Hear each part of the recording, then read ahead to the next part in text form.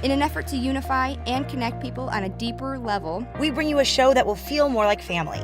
We are your girls, the Dreamcatchers. Three like-minded ladies join forces to open up about our personal issues and share stories in the hopes that you feel a little bit less alone.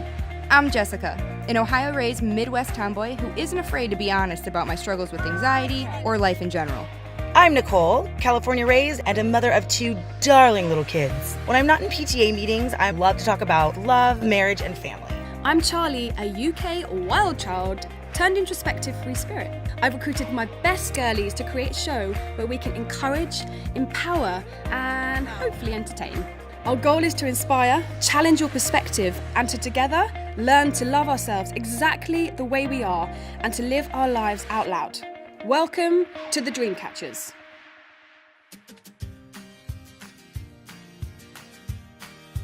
Hello everybody, welcome back to Dreamcatchers. Woo! As you can see, we're back here at Griffith Park, but this time we decided to give you guys a view of the beautiful downtown LA. We have lots of important things to share with you guys today, so I think we should jump right in, yes? Who wants to start? Because I've had a hell of a week. There's so many things that's gone on, but I'm going to pick one because that's one of the things I've actually been learning this week.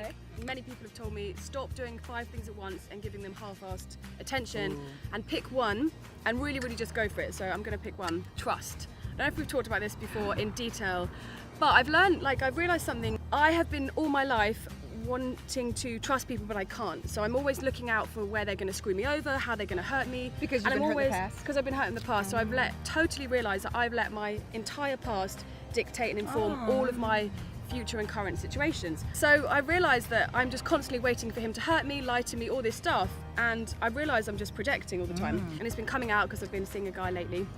And I was just like, do you know what? If he decides to hurt me, this is the outcome I've got.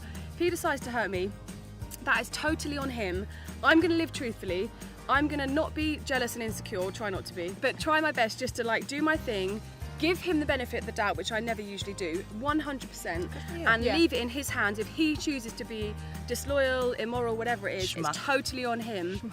He won't, because he's lovely, and I have to just be prepared. I could be completely destroyed and hurt. That's the risk with love, though. That's the risk. That is the risk. Because you wouldn't want him. What if he was feeling the same way? Where I just feel like she's gonna hurt me or do something, and you would be like, but I'm not. You're not even giving me a chance. Exactly. Yeah. Exactly. But also, so if you just dive in. You dive in, and the thing is, I realise whatever happens, I'm gonna get hurt anyway. Because even if I'm constantly protecting myself and checking in all the time or checking up on him or whatever. If he hurts me, it's still going to hurt my heart anyway. So it's like, why don't I do it in style? Do it. Why don't I get heartbroken? Enjoy it while it's good, and if it's bad either way, you might as well enjoy it while it's good. Exactly, and it's taken me 30 years, peeps, 30 years to get to that realisation. So if that helps you out, I hope it does. I say good luck with that. I'm Well, sorry. Nicole, I see both thanks, sides. Nicole. Yeah, I Were see you both nervous, sides. Nicole, when you got married? I wasn't by the time I got, but when I first was in a relationship with my husband, yes, and I also tend to be a little bit jealous. I'm extremely jealous. It's such a bad trait that I try to work on, but it's true. It's just sometimes. Well, passion. Sometimes with passion comes that, you know what I mean. But it is something. Territory. And respect. I don't want you talking to another girl because it's disrespectful. You know what I mean? Right. But I did eventually get over it. With your husband, is there any ever situations you still get jealous or paranoid, or are you completely solid? Not completely, no, Okay. but like 98%. Oh, okay, that's good. Yes. So, but it took a while, and I went into the relationship a little skeptical, but I fell hard. I loved hard. I didn't let it ruin our relationship. Yes. But there was definitely some jealous moments, and then he cheated on me. What? Yeah. It was a heavy makeout. Okay. So then I decided I'm either going to stay with him and I have to be able to get over it, or I'm going to break up. And it would be fine until I would get drunk, or we'd drink and then it would all come out. So then there was years, but then, after a few years and once we had our daughter, it was really you would be a damn fool. And I think I know he realized that too. You guys were also married very young. Yes, right? yes. We were and 19 and 21 when we started dating. Right. So and you don't have those morals. I don't find. Some people do, but a lot of people start to realize the value of integrity, respect, loyalty, things like that as you get older, because you start to have it for yourself more, and therefore you can apply it to other people. Absolutely. I just think when you're a bit of a free spirit and carefree when you're young, you just don't really, they're not important to you, those things. And I'm condoning that either. No, I'm not condoning it either at all. Not condoning it. Sometimes you also, this is so cliche, but it is true, you really don't fully realize how much you love a person until you risk losing them. Yes, and I think that's absolutely. definitely what happened. Exactly what happened to me and Jordan. Yeah. I was friend zone on a much smaller scale, not marriage. And then I finally was I can't do this. I need a break. We just can't do this. And for 5 days, I call it 5 days of hell. Like I'll refer to it as like, Jordan, remember 5 days of hell when I did this? It's like the blue period of Picasso. Do you remember the dark period? The dark. But it wasn't until until And sometimes it's not until you lose somebody do you go, oh my, you are an idiot. And I didn't do anything to separate it other than just verbally say, look, I don't think I'm ready. I don't think this is gonna work. And it wasn't until I did that was I like, oh my God, I'm an I idiot. am ready and it's gonna work. Yeah, and I didn't do anything to mess it up during those 5 but the days. dangers of filming outside is if there's a bug in your hair. It looked like a harmless little brown ladybug. Yeah, it was a brown ladybug. It matched her hair That's a perfectly, stink but bug. still, A no, brown it was ladybug? not a Stink stink bug? bug. Oh no, I feel That's something in black my and they don't underwear. fly. What if it's in my butt crack? Hang on. They look pretty harmless. No. You should definitely at least Thanks, give someone mate. a fair Thanks, chance. mate. Good Yeah. Go into it. Love hard, No. no matter what. Love hard, then fall hard. Yeah. If you really, really value yourself, which takes a while, like Yes. I'm only just starting to now. I think the reason why you get insecure is because you don't always value yourself enough, so you're convinced that they might leave you for something better. But when you really, I'm learning to, but when you really start to be like, I'm actually great as I am, and it's their loss if they leave me, then that's a better way of being, and it's less insecure. Yeah. That's and the I way. want to be more like that. Part. You then don't put up and accept things that you shouldn't. You know what I Exactly. mean? Your standards and you go are higher when exactly, you're- and that's attractive. First of all, to people. Yeah, Exactly. You dodged a absolutely. Well, bullet. that's an evolution. And Any other topics, Jessica Carr? I've What been have you been struggling with? I've been a little crazy lately. Nicole, little? I like little crazy. crazy. I don't know. This past Uh-oh. month, been weaning off the meds, guys, and it's technically for my anxiety, but my doctor put me on antidepressants because it usually takes care of it. And then 2 years went by, and I was like, you know what? I have good circumstances. I have a good foundation. I don't really want to take this anymore. I don't have a condition like, God forbid, bipolar or schizophrenia where you need it every day. So maybe I can try to wean it off. Problem is, I didn't do it under a doctor's supervision, and I was cutting the pills myself. So I was like super irresponsible with it. Okay. But I took 2 to 3 months to taper Just off. out of- So the past month, I've just been like an irritable mess, and like the littlest things will like trigger me. You know, I like, just You can't don't see it. imagine.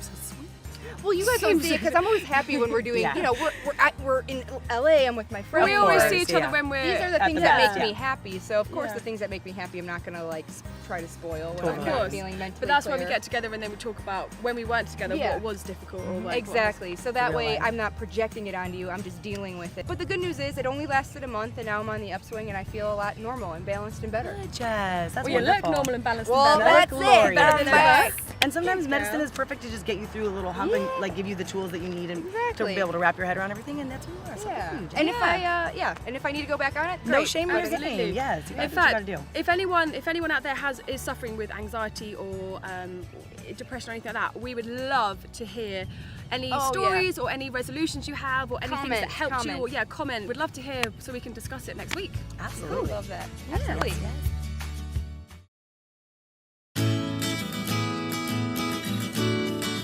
So this week I went to Homeboy Industries, which is the largest gang rehabilitation center in the world. And it was the most extraordinary experience. I went with my mom, and a group. I love this Yes. Because her Nicole mom's a always does the cutest philanthropist. thing My for mom her is a mommy. philanthropist with a passion towards emancipating youth. I love that about Specifically her. the ones that turn 18 and leave the system because they have no job skills, they have no life skills because they've been in And so the they system their whole repeat time. the cycle. So they repeat the cycle. all They they don't know. know how to survive. So 30 years ago, a priest was sent into the community to try and help it. It was the most dangerous gang community in the country at the time. And he didn't know what to do. So he enlisted the help of all the women in the community. He went to the mothers, the aunties, the sisters, called them together and said, what are we gonna do? These kids are killing each other. We have got to make a shift. Wow. And as women do, they rose together, rose Yeah, up, and he basically started a bakery. Really? Because he said they need jobs. These kids need jobs, yeah, to okay? keep out of trouble they and need to- they need to be Right. working, you know. Yeah. They started a bakery, it got burned to the ground at one point. Oh my So gosh. over the last 30 years now it's built up. They have you guys at Ralph's, they sell you'll see Homeboy Industries. love Ralph's. Yeah, they have their tortilla chips My and their favorite salsa. shop. They have Ooh, that's my favorite a snack. full restaurant. They yeah, have look at this. they do silk screening, like so if you want to make get shirts made, they do that. They have a that's whole amazing. it's an amazing place. We'll go tour it, you guys. You got to see this. Definitely. They have a Oh, whole yeah. tattoo removal place in there, Awesome. and doctors and therapists donate their time every day, So it's 40 a all day. donation-based. I just got It's a chills. nonprofit That's so organization. cool. Basically, the gang members, when they decide they want to clean their lives up, whether they go to jail and they decide, or whether they're not in jail and they decide, Yeah. they come there. The priest, Is he still there? he's still there. I met him Oh yesterday. my Yes. gosh. He's I got a love book, that. I would Tattoos love- on the I Heart. would- You I would guys, meet Tattoos him. on the Heart. You got to read it. It's amazing. But when you go, you'll see they have tattoos all over their faces. I mean, Yeah, when and you they do go their there, necks and- gang yeah. members, I mean, they're all reformed gang members, but the kindest, nicest people. And the one that gave us the tour told us his story.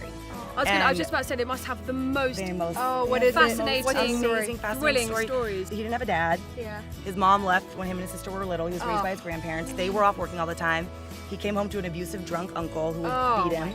He saw these kids in the streets selling drugs, part of gangs that seemed so powerful, and they didn't have to go home to a drunk uncle. He knew no different. By the time he was in 7th grade, he started selling drugs. They don't know any better. Got kicked out of high school. He got stabbed twice, actually. When he was 17, was in the hospital for 2 weeks. During those 2 weeks, by the way, he had a baby right before that. Oh my God. During those 2 weeks in the hospital, he got clarity, and he's like, this is not the life I want my son to live. He just had like an awakening. Well, and having a baby. He's like, I don't want my son to live like this. I don't want to. And he had a stepdad that for 6 years was trying to get him to Homeboy Industries. And I met him yesterday too, and so he went. They helped him get his GED. He's now in college. He works there. He wants to be a counselor and help people like himself. Everybody has a story, okay? And he said that he had never shared his story. Growing up in a Latina and African American community, especially, boys are taught that they shouldn't talk about their feelings. You don't cry, all these things. I feel so bad that you keep in, horrendous thing, and it just eats you alive. Yes, and not to mention the bad things they might do. It's a vicious circle. So the point is, amen. This place is amazing. I mean, there's still lots of work to be done, but definitely check out Homeboy Industries. They have a website. They take donations. They take. Can we get a tour? We've got to get a tour, you guys.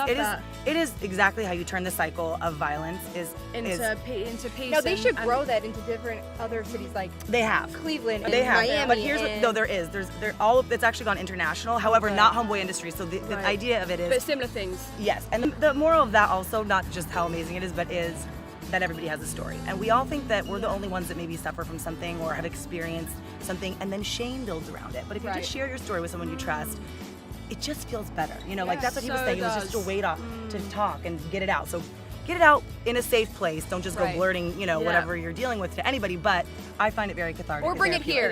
Or you can always feed us. Bring We're a it safe here. place. Write it down. Just put it in a comment. Saying stuff out loud completely diffuses it. Well, a lot of the anxiety around it diffuses it. Like the problem isn't necessarily solved by saying it out loud, of course, but it helps you deal with it. And I've talked out loud constantly this week, as usual, and it just makes me feel really good. So you mean the guy you're dating? To say I'm really trying to get over my insecurity issues. I've said to him, like, I'm really jealous today. Like, I don't know what to do about it. Help. Oh, that's good. And he's like, and he receives that well. That's hard. That's a hard thing to say. It's good, right? So I'm gonna carry on doing it. And he must really like you, because some guys would run for the hills. Thanks, but he might like it. I get jealous too. If I'm feeling jealous all the time, I'm like, this is making me feel some type of way. Yeah. So just so you know. Exactly. No, Jordan will get hit up in his DMs, and then I go. And it goes down. And he'll tell me, because he's like, I don't want to be dishonest, but I also don't want you to worry. I'm just letting you know, and I'm just like, always let you. I kind of don't like I don't like it. But you want to know, right? I want to know, and I love it. But you need to let me know as well. Let us know as well. If you're the kind of person that is a need to know or you'd rather go unknown. No, I need to know.